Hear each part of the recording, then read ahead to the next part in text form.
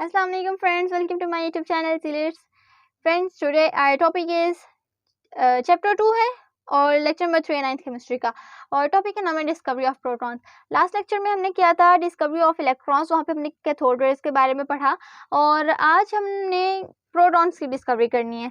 ये भी ना उसी से अगली कहानी है, ठीक है। उस कहानी को याद रखेंगे ना, उसको जहन में रखेंगे, उसको समझा हुआ होगा, तो फिर आप यहाँ पे अगली कहानी को समझ सकेंगे कि आगे क्या क्या कुछ हुआ था। तो वहाँ पे भी एक डिस्चार्ज ट्यूब इस्तेमाल की गई थी, बिल्कुल इसी तरह की कार्बन वो डिस्चार्ज ट्यूब थी, और इसी तरह से उसमें कैथोड थे, उसमें एनोड था, और वो बैटरी के साथ कनेक्टेड था। सेम टू सेम ये चीज़ थी, डिस्चार्ज ट्यूब के अंदर गैस था, सारा कुछ वही था। अब उससे अगली कहानी, वहाँ पे क्या हुआ था, वहाँ पे नेगेटिव पार्टिकल्स प्रोड्यूस हो गए थे, नेगेटिव रेज प्रोड्यूस हो गई थी। यहाँ पे अब उससे अगली बात है कि अब नेगेटिव रेज प्रोड्यूस हो चुकी हैं। उसने देखा, अब किसने देखा, ये ना दोबारा से वो एक्सपेरिमेंट हो चुका था, उसके बाद साइंटिस्ट ने दोबारा एक्सपेरिमेंट करते हैं ना, बार बार चेक करने के लिए एक्सपेरिमेंट करते हैं, नई डिस्कवरीज के लिए एक्सपेरिमेंट करते हैं। तो यहाँ पे भी ये चीज़ हो रही थी। यहाँ पे भी गोल्डस्टाइन था, एक साइंटिस्ट का नाम है, और गोल्डस्टाइन ने 1886 में ये एक्सपेरिमेंट कर रहा था। वो बिल्कुल कौन सा एक्सपेरिमेंट कर रहा था, जो कि विलियम क्रुक्स ने किया था, उसने भी 80s में ही किया था।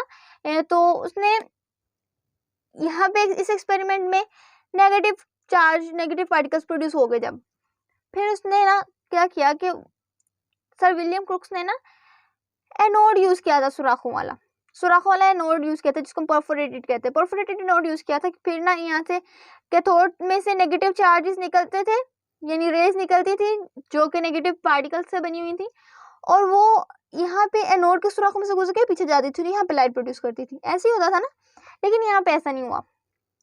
यहाँ पे भी ऐसा ही हुआ, बल्कि नेगेटिव चार्जेस प्रोड्यूस हो गए और वो पीछे जाकर उन्होंने लाइट प्रोड्यूस कर दी। लेकिन इसने क्या किया, इसने इस दफा ना एनोड सुराख वाला नहीं इस्तेमाल किया, इसने कैथोड में सुराख कर दिए, इसने परफोरेटेड कैथोड इस्तेमाल कर दिए। डिफरेंट एक्सपेरिमेंट्स करते थे ना, ताकि नई डिस्कवरीज हो, तो नए नए एक्सपेरिमेंट करते थे। इसने भी कैथोड के अंदर सुराख कर दिया। जब इसने कैथोड में सुराख किया ना, तो इसने देखा कि कैथोड के पीछे भी जो फ्लोरेसेंस स्क्रीन उसने यहाँ पे लगाई हुई थी ना, यहाँ पे उसने लगाई हुई थी फ्लोरेसेंस मटेरियल के साथ ना, यहाँ पे कोटिंग की हुई थी। उसने देखा कि यहाँ पे इसके ऊपर भी एक चमक पैदा हो रही है। तो इस पर चमक, उसने कहा यहाँ पे क्यों भाई चमक पैदा हो रही है, इधर भी कोई ना कोई भी पार्टिकल गिर रहा है, और उस पार्टिकल की वजह से ही इधर चमक पैदा हो रही है।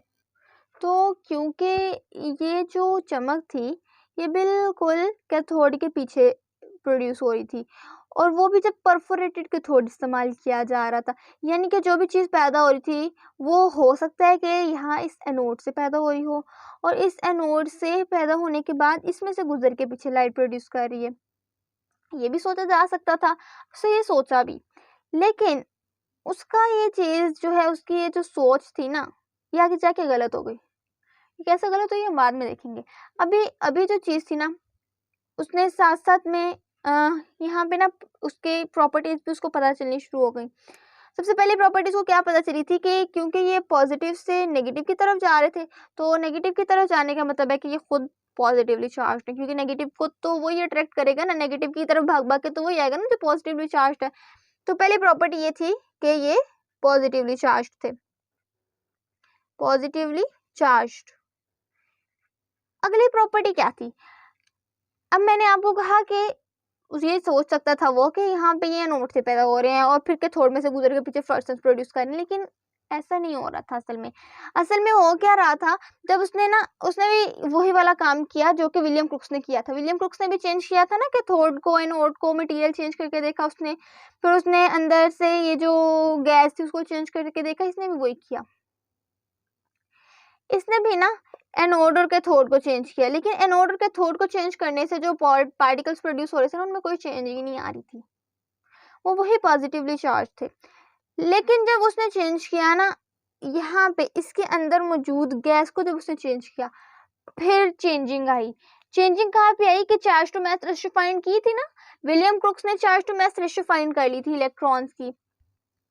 तो यहाँ पे भी चार्ज टू मास रेशियो, जब उसने नए पैदा होने वाले पार्टिकल जो थे प्रोटॉन्स, जिनको नाम दे दिया गया था प्रोटॉन्स का, पॉजिटिव चार्ज की वजह से उनको प्रोटॉन्स का नाम दे दिया गया था।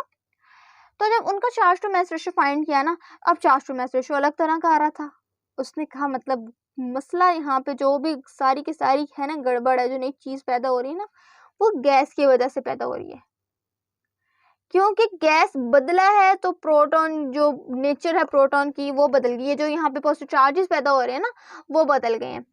तो फिर यहाँ पे उसने फिर कह दिया कि nature of canal raise depends upon the gas, nature of the gas. अब इनको केनाल रेज पता है क्यों कहते थे? ये जो प्रोड्यूस हो रही थी ना केनाल रेज थी, वहाँ पे जो प्रोड्यूस हो रही थी इलेक्ट्रॉन की डिस्कवरी में, वहाँ पे प्रोड्यूस हो रही थी कैथोड रेज, ये वाली, ये कैथोड रेज थी या रेड वाली, मैं आपको यहाँ पे रेड मार्क के साथ शो करवाती हूँ। ये जो थी ना ये कैथोड रेज थी जो नेगेटिव चार्ज वाली थी, और ये जो पॉजिटिव चार्ज वाली थी ना ये थी, ये है कौन सी रेस? Canal rays. इनको केनाल रेस इसलिए कह रहा था क्योंकि इस तरह से इसमें से केनाल की तरह गुजर जाती थी ना, ये इन सुराखों से गुजर जाती थी, इसलिए इनको कह रहा था कि ये केनाल रेस है। तो अब ये देखना था कि ये प्रोड्यूस किस तरह से हो रही है। तो असल में यहाँ पे होता क्या था कि ये जो नेगेटिव चार्ज है ना, नेगेटिव चार्ज यानी इलेक्ट्रॉन्स जो हैं वो जब यहाँ पे कैथोड में से निकलते थे, यहाँ पे पहले से मौजूद होते थे गैस पार्टिकल्स, ये आप कहें कि ये गैस पार्टिकल्स हैं। तो जब भी ये नेगेटिव वाला किसी भी गैस पार्टिकल के साथ टकराता था ना, इलेक्ट्रॉन जब भी किसी भी गैस पार्टिकल के साथ टकराता था तो उसमें से फटाफट से ऐसे इलेक्ट्रॉन को बाहर निकाल देता था, नॉकआउट कर देता था। तो जब इलेक्ट्रॉन को बाहर नॉकआउट करता था तो बाकी क्या बचता था? बाकी बचता था पॉजिटिव चार्ज। इस तरह से पॉजिटिव चार्ज बन जाता था क्योंकि इलेक्ट्रॉन तो बाहर निकल गया, इलेक्ट्रॉन बाहर निकल गया, बाकी पीछे भी रह गया पॉजिटिव चार्ज। अब ये जो पॉजिटिव चार्ज था ना ये फिर मूव करना शुरू कर देता था टुवर्ड्स कैथोड यानी नेगेटिव वाले इलेक्ट्रोड की तरफ, ये मूव करना शुरू कर देता था। तो इसको यहाँ पे एक चीज पता चल गई कि ये पॉजिटिव चार्ज है, पॉजिटिवली चार्ज है। लेकिन यहाँ पे पॉजिटिवली चार्ज के साथ एक और तरीका भी था ना पॉजिटिवली या नेगेटिवली चार्ज को फाइंड करने के लिए, और वो क्या तरीका था कि इसको हम इलेक्ट्रिक या मैग्नेटिक फील्ड दोनों में रख के देख लें कि भाई क्या होता है। तो जब इसको इलेक्ट्रिक फील्ड में रखते थे ना, इलेक्ट्रिक फील्ड में रखने का क्या मतलब है कि एक साइड पे एक बहुत बड़ी पॉजिटिव प्लेट, एक साइड पे बहुत बड़ी नेगेटिव प्लेट रख देते हैं, और फिर क्या होता है कि जब उसमें से ये रेज गुजर रही हैं, केनाल रेज गुजर रही हैं, तो केनाल रेज क्या करेंगी कि ये पॉजिटिव है इसलिए नेगेटिव की तरफ डिफ्लेक्ट होती थी, नेगेटिव की तरफ डिफ्लेक्ट होती थी तो पता चल गया कि ये पॉजिटिवली चार्ज है, क्योंकि पॉजिटिव है तो नेगेटिव की तरफ जाती है ना, क्योंकि पॉजिटिव और नेगेटिव ऑपोजिट एक दूसरे को अट्रैक्ट करते हैं। तो इस वजह से फिर उन्हें पता चल गया कि ये पॉजिटिवली चार्ज है। इसी तरह मैग्नेटिक फील्ड में रखते थे तो भी डिफ्लेक्ट करते थे। और दूसरी चीज उन्हें क्या पता चली थी यहाँ पे, दूसरा के डिपेंड करते हैं, depends on nature of gas, gas की नेचर पे डिपेंड करता है कि गैस किस तरह की ली हुई है हम लोगों ने। अगर हम हीलियम गैस लेते हैं तो उसमें क्या होगा, नियॉन गैस लेते हैं उसमें क्या होगा, तो यानी अलग अलग तरह के पॉजिटिव पार्टिकल्स प्रोड्यूस होते थे। और दूसरी चीज इनका जो मैस था वो 1836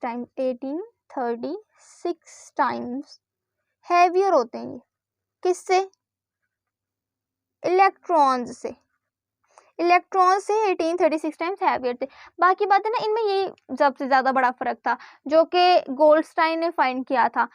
और बाकी जो चीजें थी ना, बाकी सारी इसकी प्रॉपर्टीज पॉजिटिव की भी तकरीबन काफी सारी प्रॉपर्टीज जो थी वो नेगेटिव वाली थी। जैसे कौन कौन सी प्रॉपर्टीज इसकी कैथोड रेस वाली थी कि ये भी ट्रेवल करती है स्ट्रेट लाइन में, ट्रेवल इन स्ट्रेट लाइन, ये भी शेडो कास्ट करती हैं, कास्ट शेडो कास्ट करने से क्या पता चलता था कि ये पार्टिकल्स हैं, ठीक है, जो पार्टिकल से बनी हुई रेज हैं। तो इससे ये पता चलता था कि ये शेडो कास्ट करने से हमें ये चीज़ पता चलती थी। और इनकी एक प्रॉपर्टी हमने ये तो लिख लिया कि नेचर के गैस की नेचर पे डिपेंड करते हैं। और एक चीज़ हमने नहीं लिखी कि ये जो है पता तो हमें चल गया हुआ है, लेकिन अब हमें प्रॉपर्टीज लिख रहे हैं तो भाई उसमें लिस्ट तो होनी चाहिए ना, लिस्ट तो कंप्लीट होनी चाहिए, लिस्ट तो आधी अधूरी नहीं होनी चाहिए ना। तो यहाँ पे एक प्रॉपर्टी हमने नहीं लिखी कि ये एनोड से प्रोड्यूस नहीं हो रही है, ठीक है। प्रोड्यूस कहाँ से हो रही है? प्रोड्यूस हो रही है जो रेजिडुअल गैस मॉलिक्यूल्स है ना, रेजिडुअल गैस मॉलिक्यूल्स जो बाकी बचे हुए मॉलिक्यूल्स हैं गैस के डिस्चार्ज ट्यूब के अंदर, ये वहां से प्रोड्यूस हो रही है। हम यहाँ पे लिख देंगे produced by residual gas molecules, residual gas molecule से प्रोड्यूस हो रहा है। और उनसे कैसे प्रोड्यूस हो रहे हैं ये कि जब भी ये m से हम ना गैस को रिप्रेजेंट कर रहे हैं।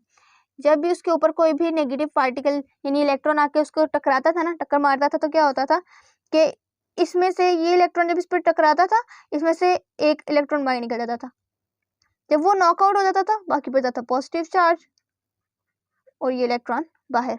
तो फिर ये पॉजिटिव चार्ज जो है इसको हम कह देते थे कि इनसे बनी हुई जोन से ये सारे जब इकट्ठे चल मिलकर चलते थे ना, तो हम कह देते थे कि ये केनालेज। और केनालेज क्यों कहते थे? क्योंकि इन केनाल्स में से ये जो होल्स थे ना, इनमें से गुजरते थे, इसलिए इन्हें कहते थे कि ये केनाल रेस हैं। और इस तरह से इनके ऊपर पॉजिटिव चार्ज आता है।